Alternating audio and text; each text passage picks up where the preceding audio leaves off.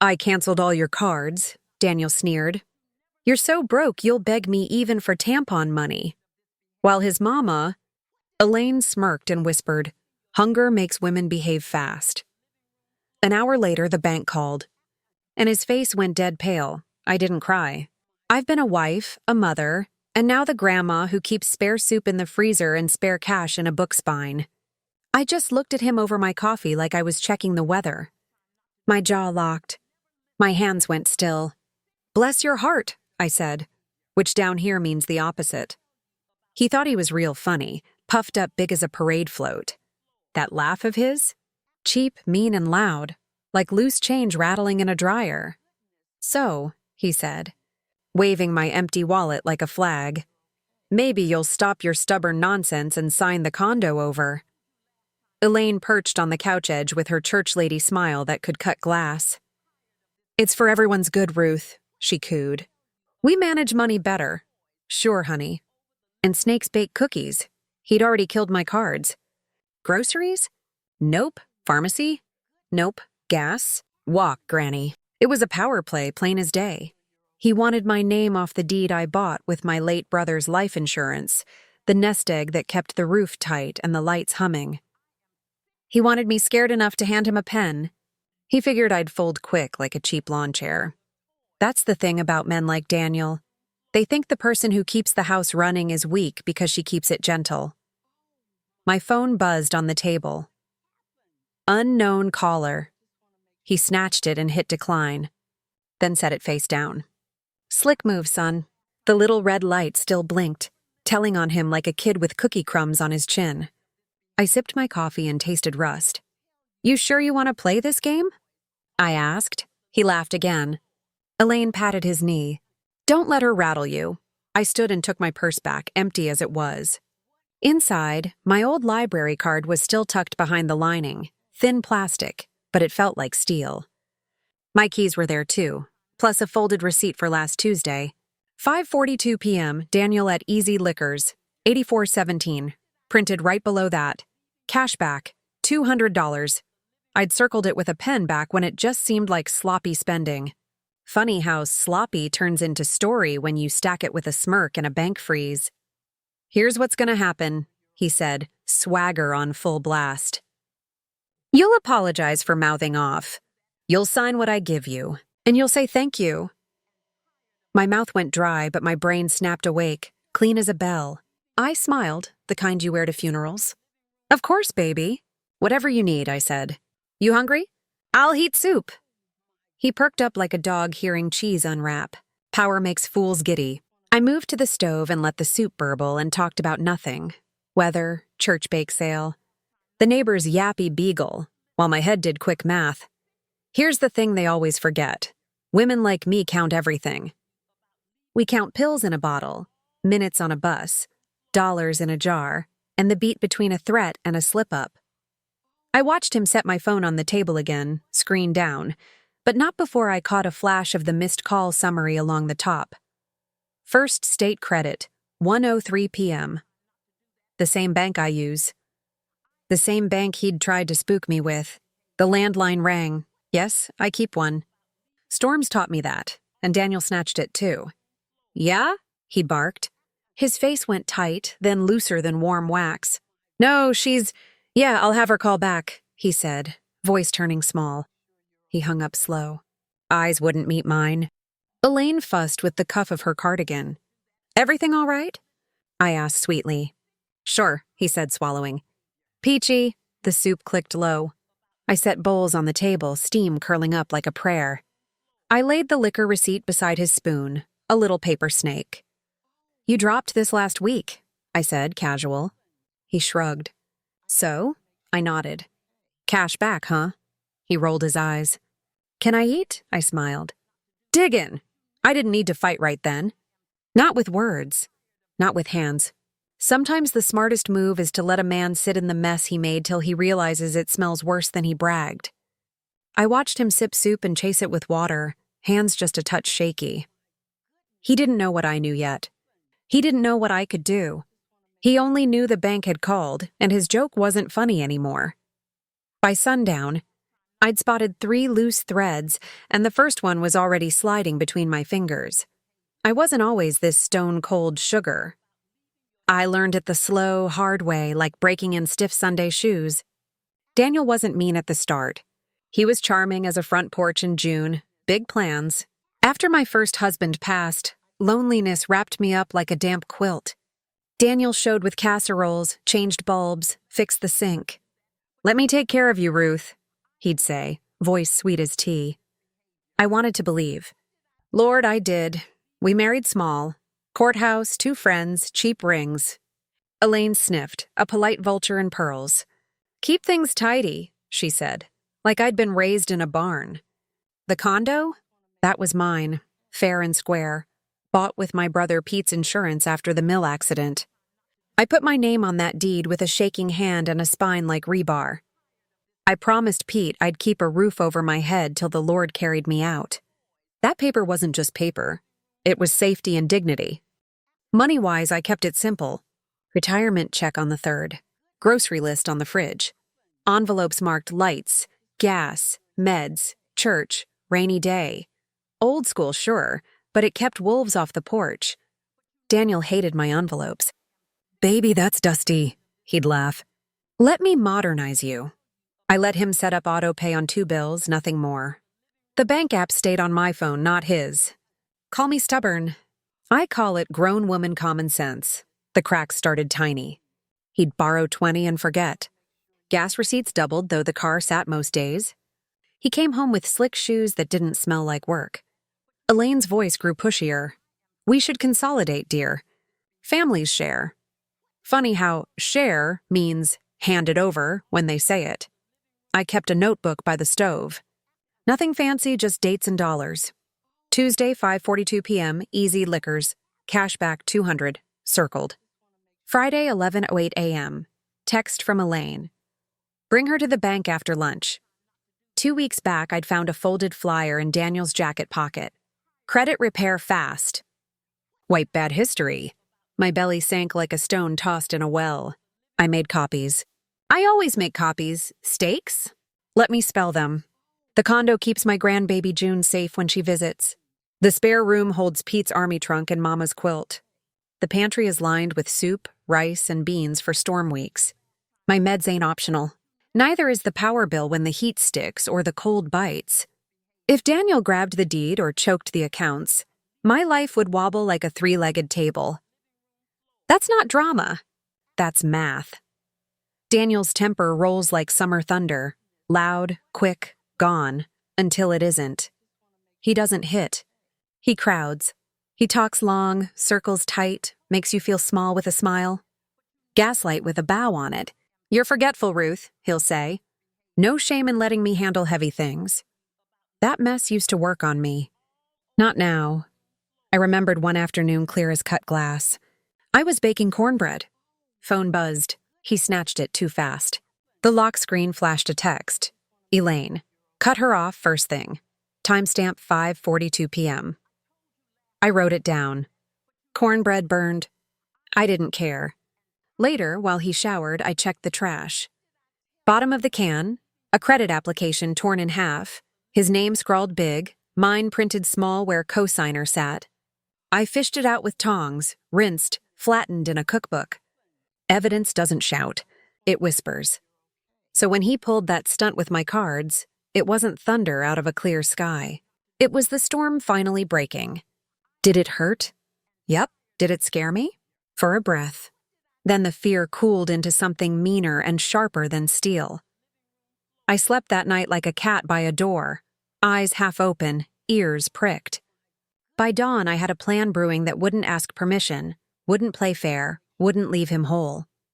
Morning broke wobbly and gray, like a TV with janky rabbit ears.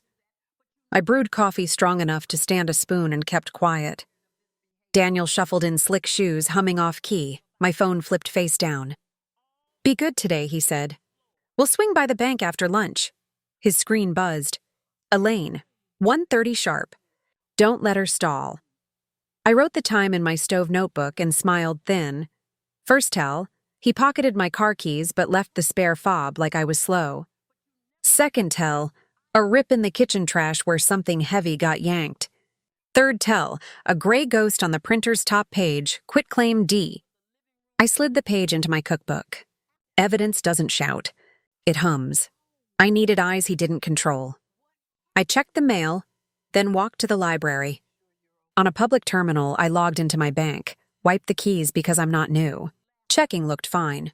Saving showed 12:57 p.m., account change request, pending verification. Next line, 1:03 p.m., first state credit, outbound call.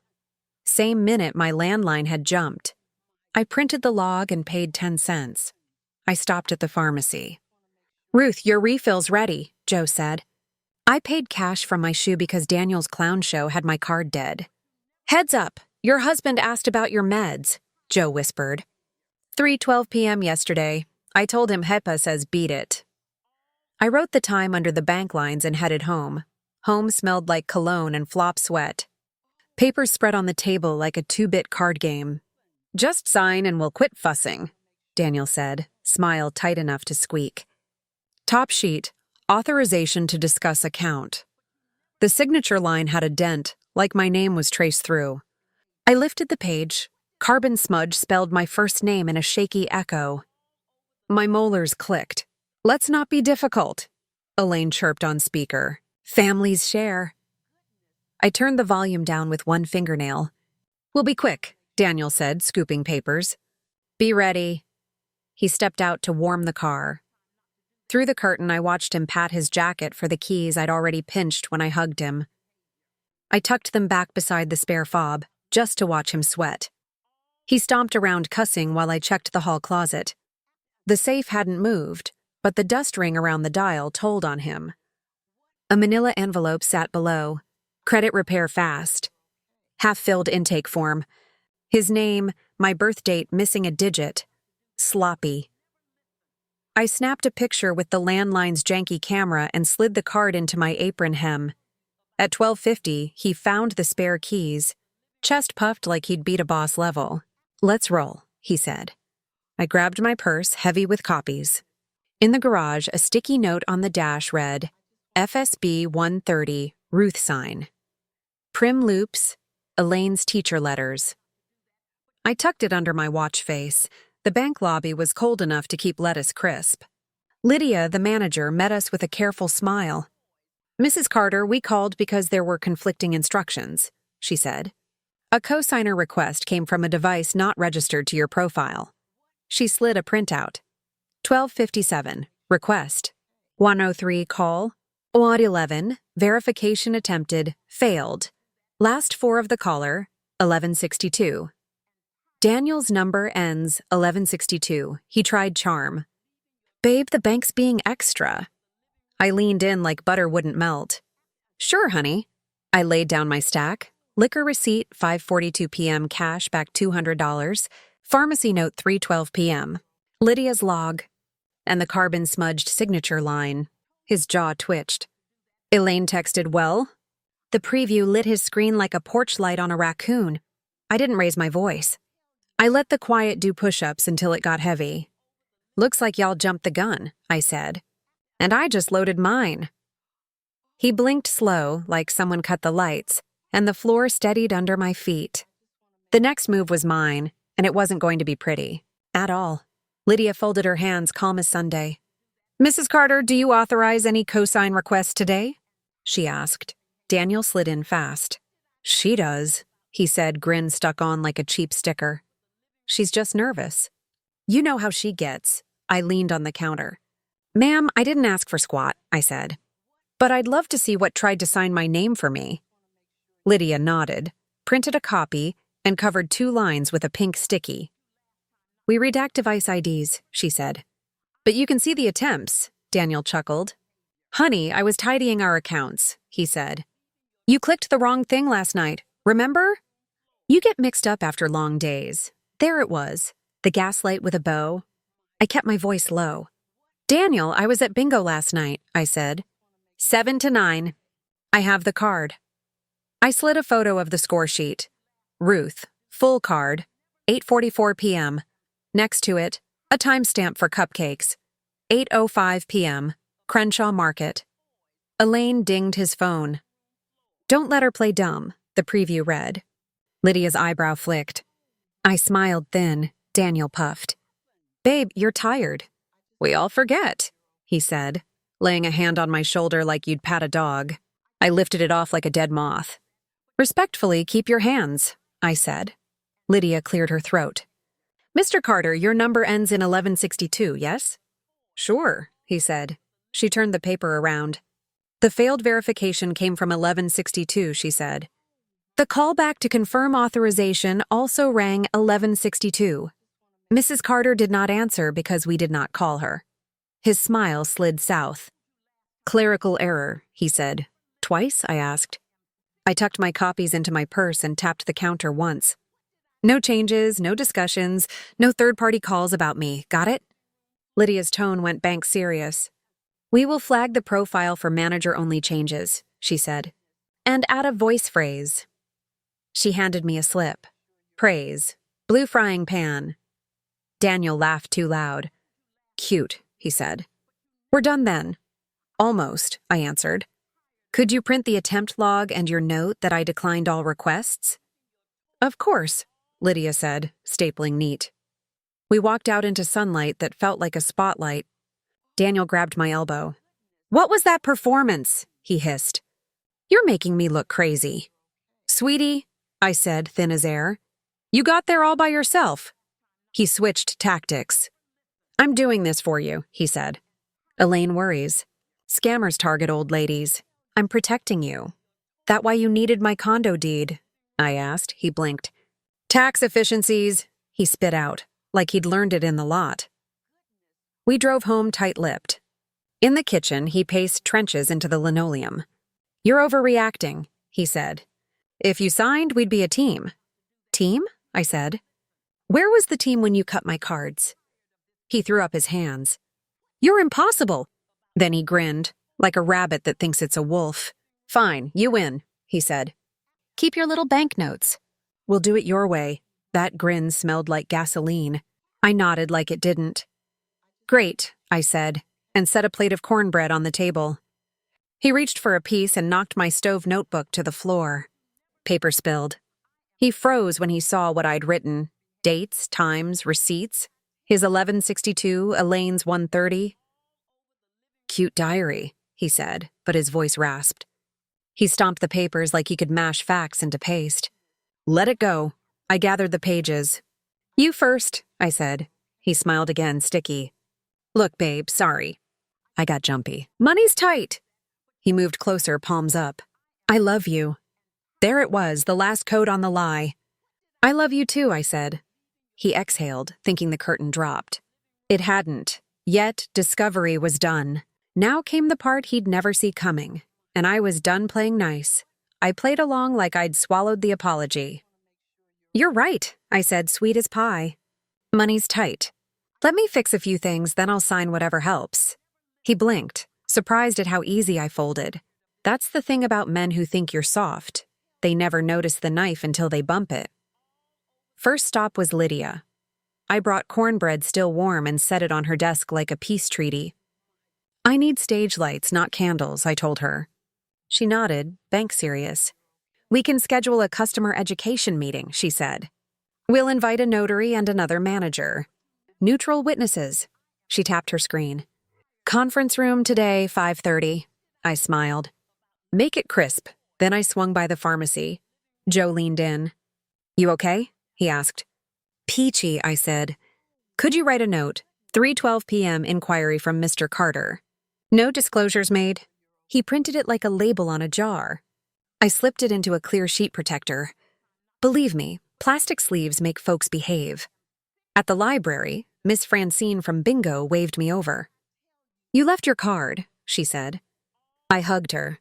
Could you sign a little witness note that I was there last night? Baby, I'll sign it twice, she said, pen already clicking. Her cursive looked like a hymn.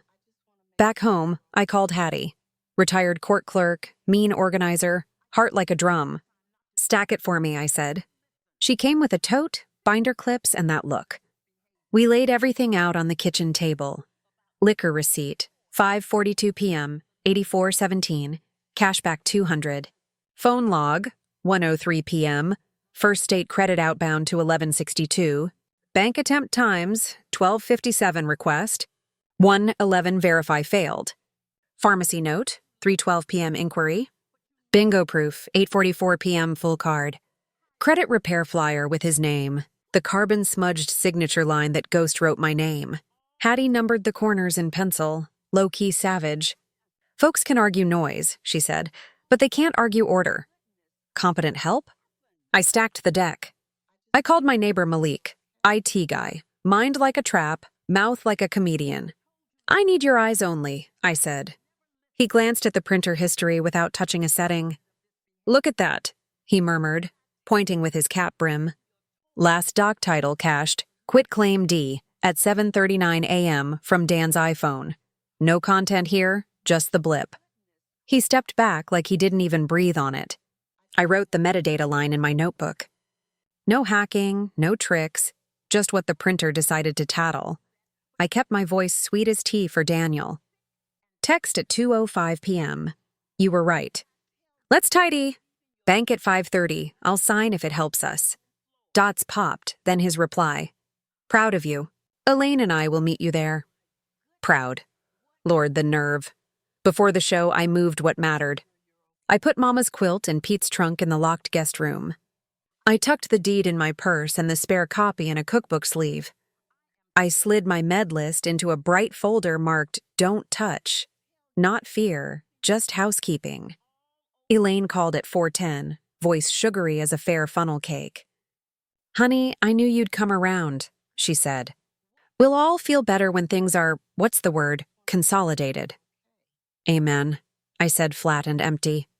Bring your pearls, sugar. We're taking a picture.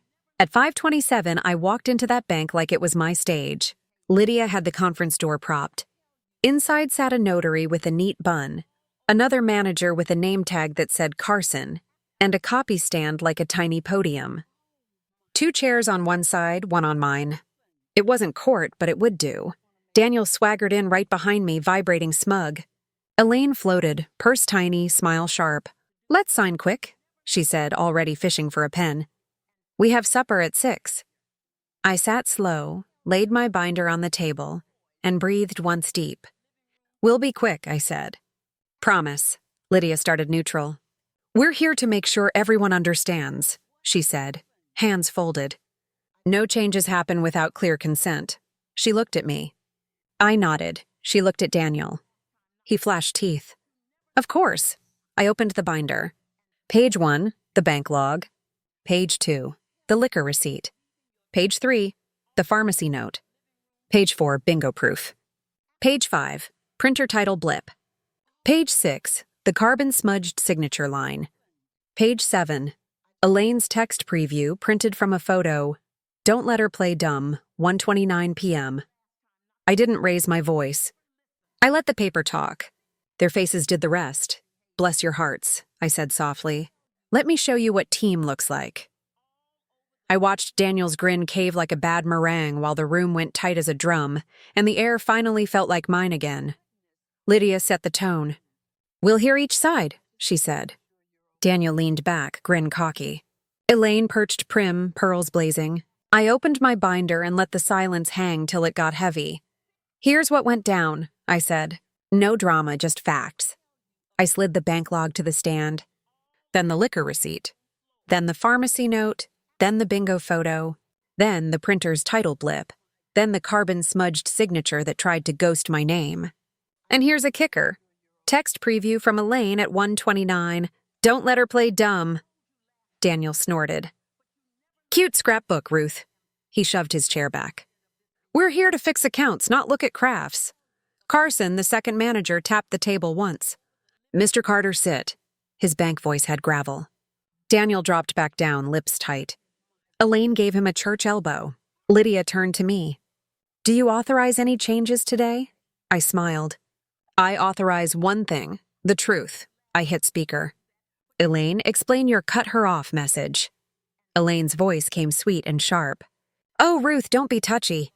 We only wanted you to behave. Hunger motivates, Carson's pen froze. Lydia's eyebrow ticked. I nodded. Thanks, I said and hung up. Daniel tried a new mask. Baby scammers target old ladies, he said. We were protecting you. He reached for my hand.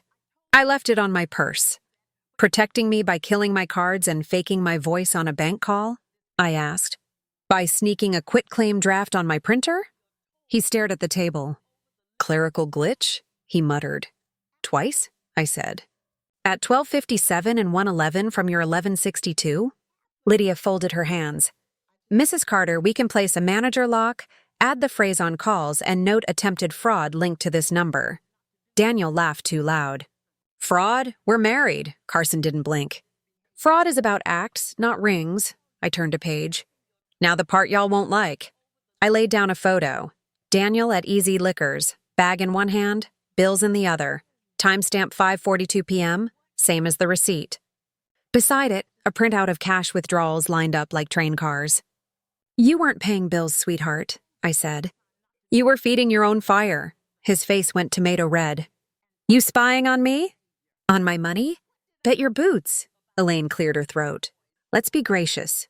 Ruth, sign the forms and we'll forget these. Theatrics, I laughed, small and mean. No, ma'am. I'm fresh out of gracious. Lydia slid a form. Mrs. Carter, you can freeze joint transactions while we review. I glanced at Daniel, let him see the spark, then shook my head. No freeze, he smirked, thinking he'd won.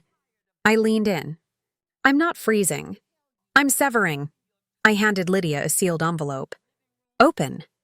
Inside, a notarized separation notice drafted long ago, blanks filled last night. Effective immediately, Lydia read. Financial independence asserted. No shared authority. No consents. Daniel blinked. You can't just watch me. Then I aimed low. Also, I said softly, check your pockets.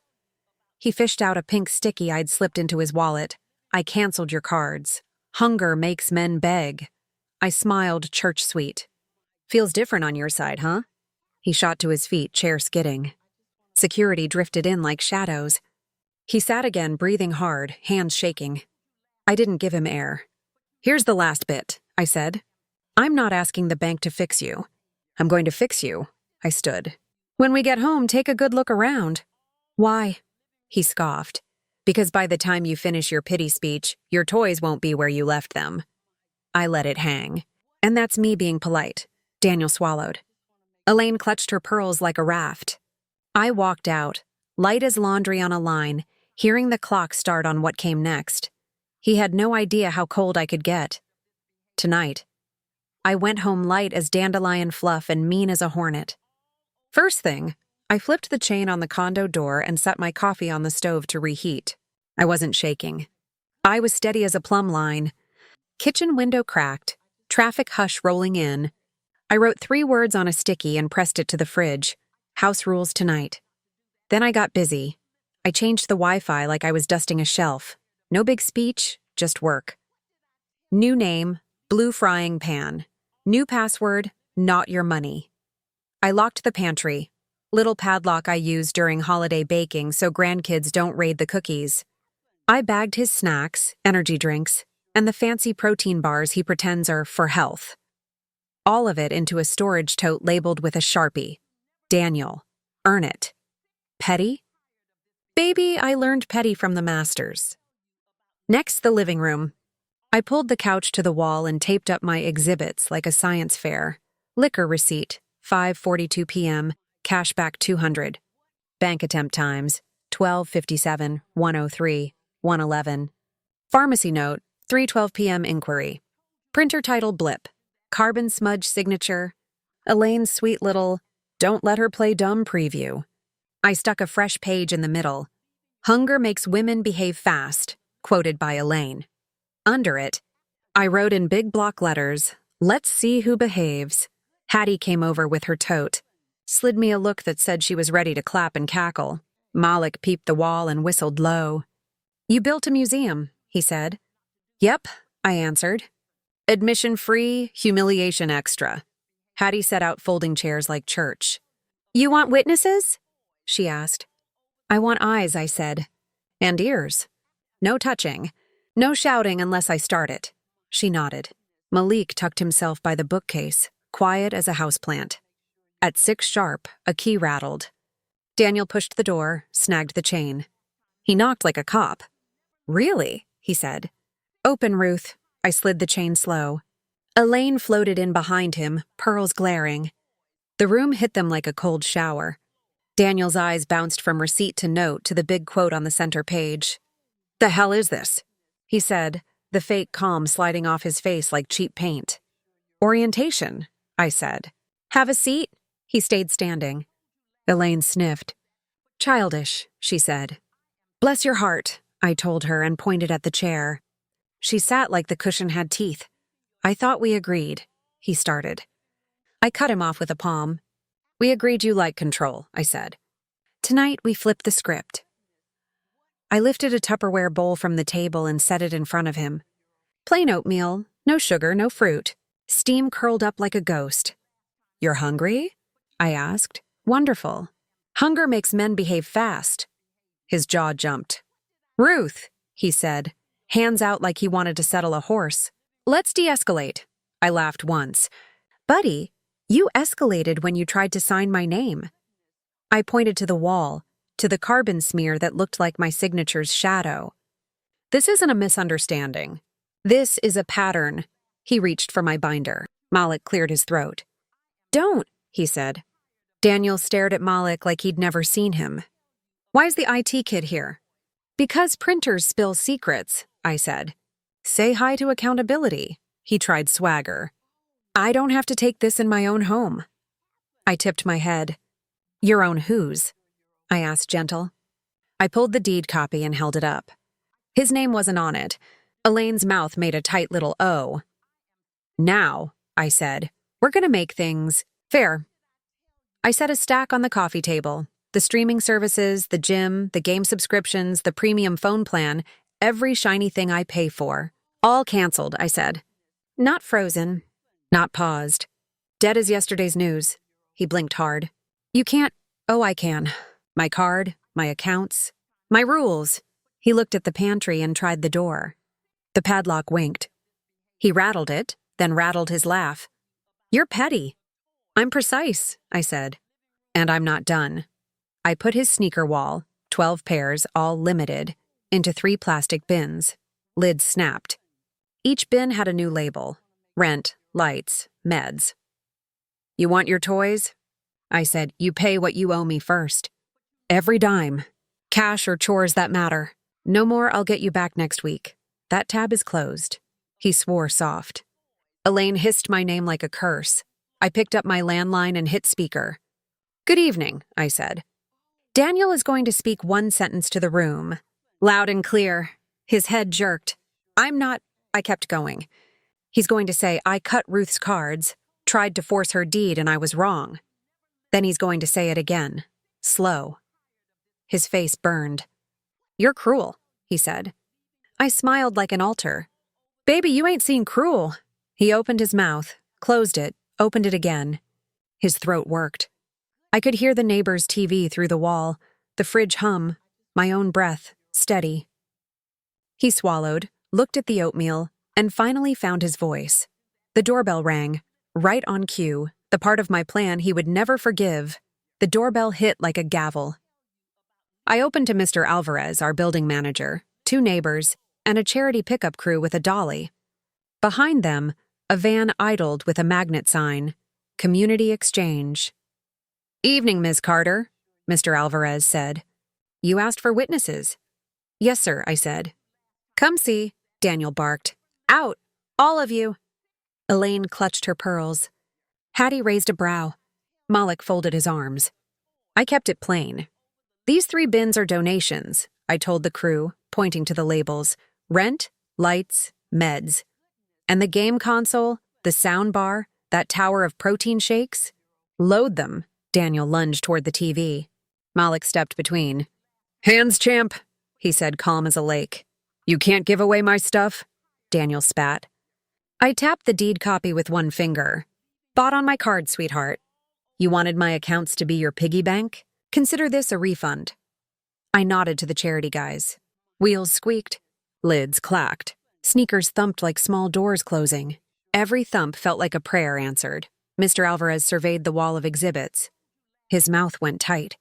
"We don't tolerate financial abuse," he said. Elaine bristled. "Abuse, please." "She's dramatic." Hattie pointed to the center quote, "Hunger makes women behave fast."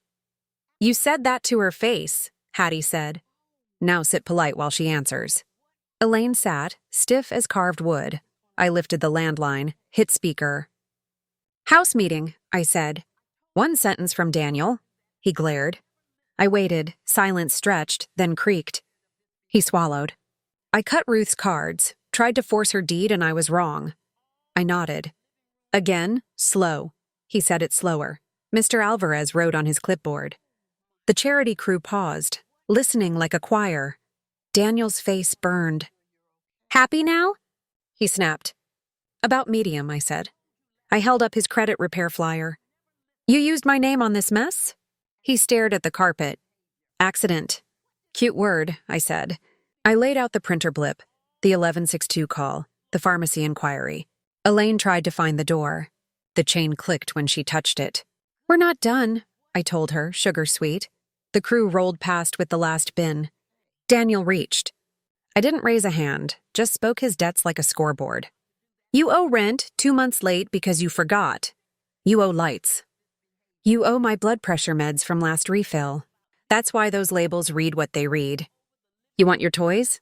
Earn them back with actual grown man payments, not promises you toss like candy." He puffed up. "I'm not doing chores like a kid." I laughed. "Then enjoy the quiet." I canceled the subscriptions and changed the Wi-Fi. "Password's not your money. If that stings, good. That's the point." Malik coughed a laugh into his sleeve. Hattie didn't bother hiding hers. I set a bowl of oatmeal in front of Elaine. "For the road," I said. "Hunger makes women behave, remember?" She pushed it away like it might bite. "You're cruel," she whispered. "You taught me," I answered. Mr. Alvarez signed my witness sheet. "If yelling starts, call me," he said. "Building policy. No harassment, no intimidation." He eyed Daniel's fists. Daniel unclenched them a beat too slow. "Last thing," I said, pulling a padded envelope from the drawer.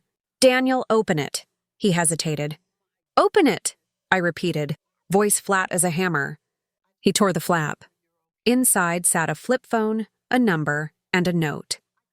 "Call this when you're ready to tell the whole truth. On loudspeaker." His mouth worked like a fish. "Who is this?"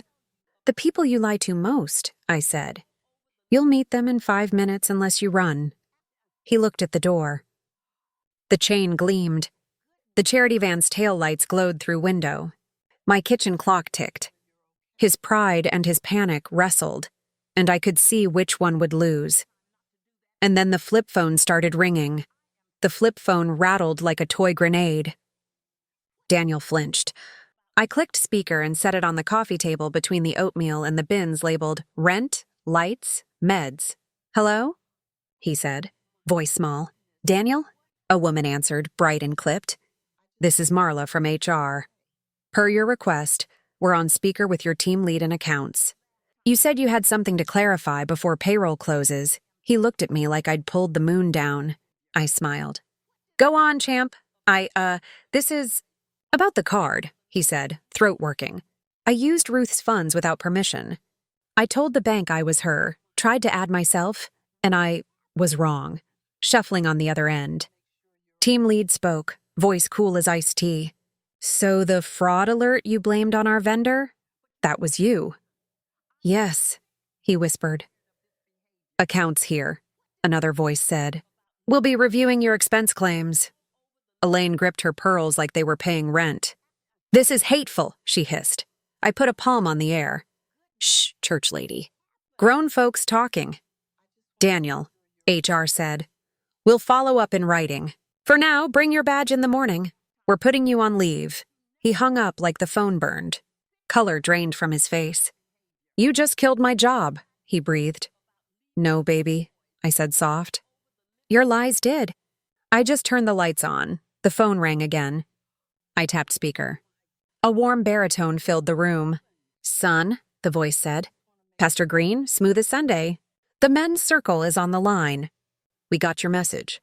You said you wanted to confess before gossip did it for you? Daniel's jaw went tight. Pastor, tell the truth, Pastor said, that velvet steel. We'll pray after. He looked at me. I looked at the wall where his mess hung like laundry. He swallowed. I cut Ruth's cards. I tried to take her deed. I lied. Silence stretched like taffy. Then the pastor sighed. Repentance is cheap until it costs you something, he said. Make it right. Start with her. The call ended. The room breathed again. Daniel stared at the oatmeal. You wanted cruel, he said, hoarse. You got it. You happy? I moved closer, slow as a tide. Cruel? I said. Cruel is leaving me at the pharmacy with a dead card. Cruel is trying to steal a roof a dead brother paid for. This is consequences with the lights on. He tried the pantry again. The lock laughed. He tried the TV. The blank screen laughed louder. He picked up the sneaker bin. Hattie tapped the label, rent, and he set it down like it bit. Here's your off-ramp, I said. You'll sleep on the couch at Elaine's for a while. You'll bring me receipts every Friday. Lights current, rent square, meds paid, not a penny late. You'll apologize to June for scaring her grandma. You'll sit with Pastor and tell him every messy inch, then you'll show him proof you're doing better. You don't like it? There's the door, but the keys stay. Elaine stood. He's coming with me, she said, chin high. And we'll be calling a lawyer. Do, I said, sweet as pie. Bring him right to Lydia's conference table. Bring him to Carson. Bring him to Mr. Alvarez. Bring him to the bank logs stamped 1257 and 111 and the call to 1162. Tell him about the carbon-smudged signature and the quitclaim title your boy tried to sneak. I'll bring cornbread. Elaine's mouth snapped shut like a coin purse. Daniel's shoulders sagged. You're throwing me out, he muttered. I'm giving you distance, I said. Space to behave fast. He stared at the oatmeal, then at me. Can I take some clothes? Top drawer, bottom drawer. Nothing with a tag I bought this year, I said. And leave the watch. He bristled. You didn't buy. Receipt says otherwise, Hattie chimed, flipping a tab without even looking. He shut up. Mr. Alvarez opened the door chain. We'll escort you down, he said. Daniel looked around like the room might forgive him.